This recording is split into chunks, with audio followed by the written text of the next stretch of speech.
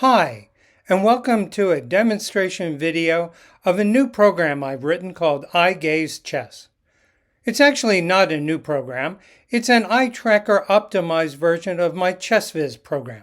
It is specifically designed to enable you to play chess against computers, against other humans on Chess, and also play puzzles in an environment that is as frustration-free as I know how to make it. This is the initial screen for Eye Gaze Chess. It has turned the top menu items of Chessvis into large tiles. This demo is going to be in two parts. The first part is going to be with me using a mouse so that it's easier for me to point out the highlights. And the second part, I'll be using a Tobii PCI tracker. So the easiest place to start is probably with puzzles. And let's do a regular puzzle, the Solve It.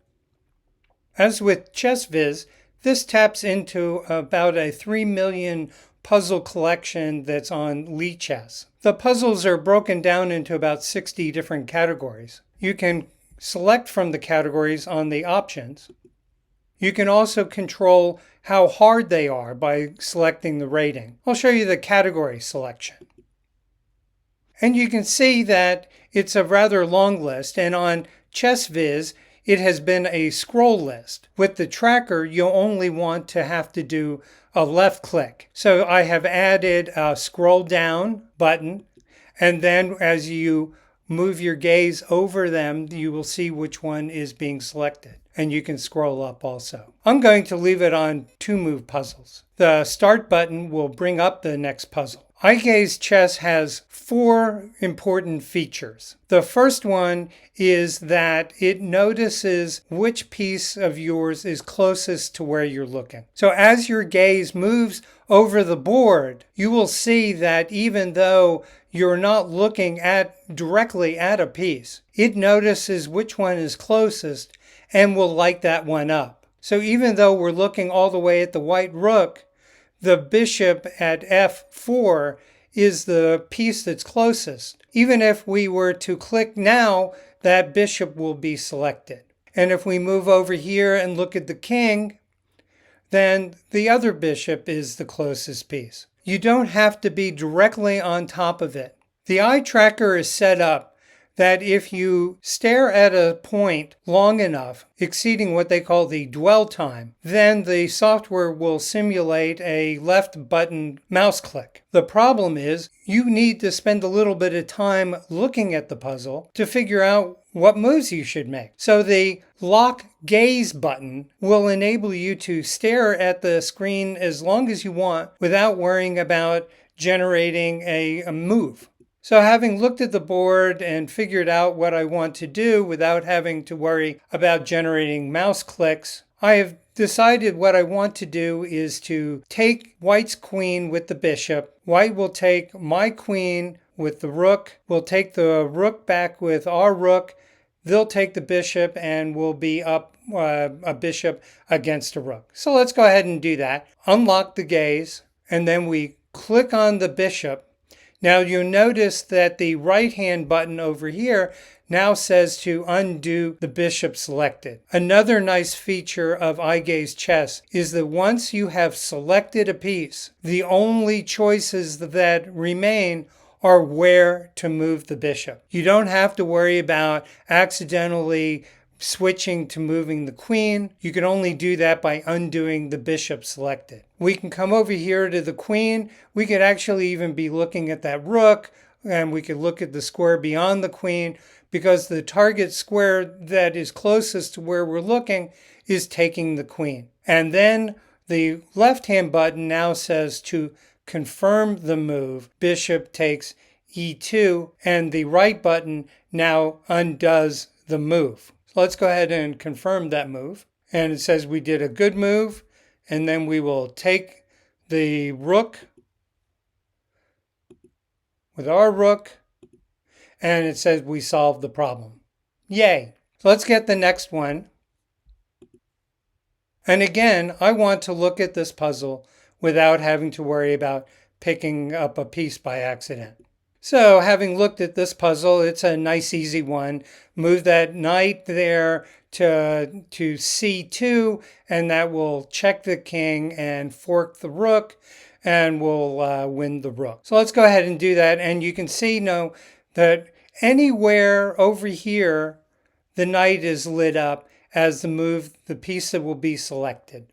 And now we can move it there, and we can anywhere that's close to that square. Now let's say our gaze drifted and we ended up over on the A1 square, and that's where the dwell time was set. So now it says confirm move, knight takes A2, or undo that move. And we want to undo that move. And again, we'll come over here and we'll now confirm move knight C2. And it moves the king.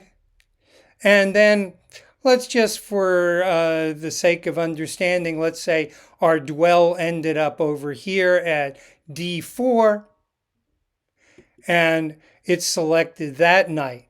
And that's not the knight we want. So we can undo that knight selection and then pick the knight we want. Anywhere over here, this knight will still be selected because it's the closest one of our pieces. Okay, so now we've seen how to lock the gaze, how to undo moves, how to undo a piece selection, and how to confirm the move. So let's play a game against the computer. Yeah, it's under Play Engines. We can play the computer.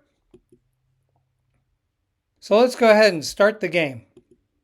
Now we know from the puzzles, the piece of ours that is closest to where we're looking is the one that will be selected. So anywhere in the E file will light up the E pawn.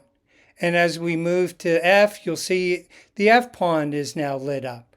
And the move over here to where the queen is lights up the pawn in front of the queen. Well, let's say we want to go ahead and move the king pawn. Now, once the pawn has been selected, and you can see that it says undo pawn selected, there are really only two squares that pawn can move to. It can move up 1 or it can move up 2. So anywhere below 3 is actually going to light up the move to E3, and anywhere above 4 is going to light up move to E4. Now I want to move the knight that's on G1. At some points in the game, you have to be a little bit more accurate because right now, actually, the pawns can all move, the knight can move, the bishop can move, the king can move, and the queen can move. So our eye tracking has to be a little bit more accurate here. And let's say we're not quite accurate. Let's say we clicked on the bishop. And again, we know from what we saw with the puzzles, we can just easily undo that. And then we can select the knight. Now, as we've seen before, the only choices are where the knight can move. We don't have to worry about it picking up any other piece. We just need to be close enough to the square we want to move to. And let's say we're not. Let's say we're ending up looking at the king when the dwell time sets off and it moves the knight there. We can undo the move and then again look anywhere where the F3 square is the closest. Let's pick this game up several moves later.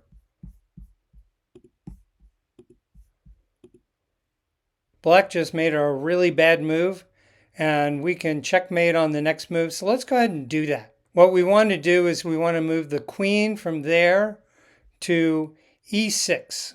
As we've seen before, all we need to do is have our gaze be close to the piece we want to move. So now the queen has been selected and we can be anywhere over here, and that will cause the queen to move to E6.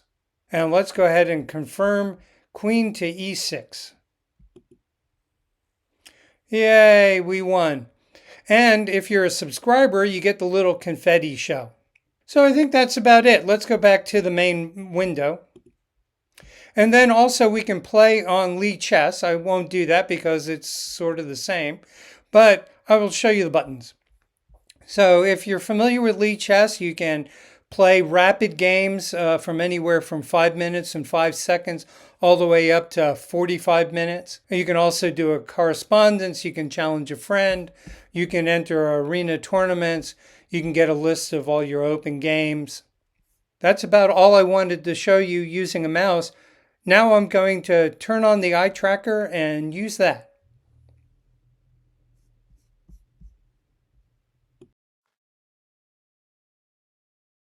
Okay, here we are with the actual Tobii PCI tracker. Let's click on puzzles, go to solve it, and let's start.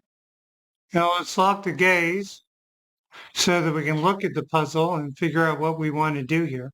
So we're playing black, and the king and the queen are lined up very nicely so we could pin the queen using our bishop, so we need to move it.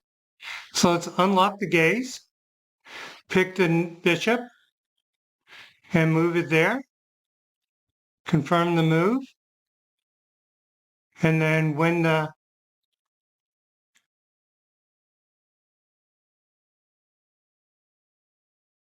B, oh, and we got the confetti because we're a subscriber. Now let's get the next puzzle. Let's lock the gaze. And let's figure out what we want to do. Let's see, we're playing white. So I think what we need to do is probably move the rook to check the king. And the knight will have to move in the way, and then we'll take it and win. So move the rook, and like I said, we don't have to be very close. And then we confirm that move. And now pretty much the only two pieces that can move are the king and the rook. So anywhere over here is fine. And then if we even look at the black king, the knight will get it taken. All right, we're good at these. Let's do one more. Unlock the gaze. Let's see, we're playing black. And if we move the queen to the F3 square right there, we'll fork the two and win that rook. So let's unlock. And then, pretty much anywhere is fine. And then it doesn't have to be, oh, grab the pawn, undo that. Let's just go up here. We can look anywhere around. And then we go over to the rook, grab that. Okay. And we solved it. So we know how to do puzzles. Yay. Okay, let's play a game. Let's start the game. And we want to move the e pawn up 2. So I'll just look up way up the board. So let's grab that knight. And then, pretty much anywhere over here is fine.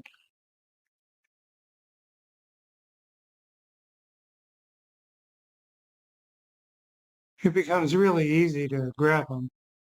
And then, I mean, you can look all the way over here and it still's going to grab the queen. So I think we got an idea. As the pieces get spread out, it makes it very easy to grab them. And that's about it. I welcome you to try this. And, you know, even if you don't use an eye tracker, but you would like, bigger buttons, consider this big button chess as far as I'm concerned. Thank you for watching this video.